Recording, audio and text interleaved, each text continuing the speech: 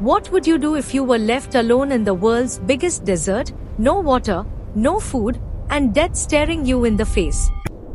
In 1994, Mauro Prosperi, an Italian Olympic athlete, entered the toughest race on earth, the Marathon des Sables, a 250-kilometer run across the Sahara Desert. He thought he was testing his strength, but soon, he would be testing the limits of human survival.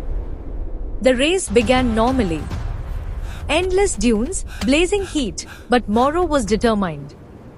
Until one day, a sandstorm came, violent, furious, and blinding. When it cleared, the track was gone. The runners were gone. Mauro was alone. The desert had swallowed everything. Hours turned into days. His water was gone, food was running out, and the Sahara showed no mercy. Desperate, Mauro drinks his own urine to stay alive. He caught bats in an abandoned shrine, cut them open, and drank their blood for hydration. At night, he buried himself under sand to escape the freezing cold. His body grew weaker, his lips cracked, and his skin burned, but he refused to stop. Every time he thought of giving up, he imagined his wife, his children, and whispered, "One more step, just one more step."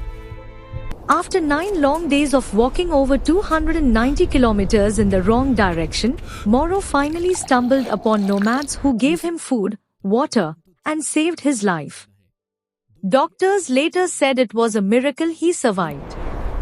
And here's the twist, most people would never step into that desert again. But Mauro returned. Not once, but many times. He went back to finish the very race that almost killed him.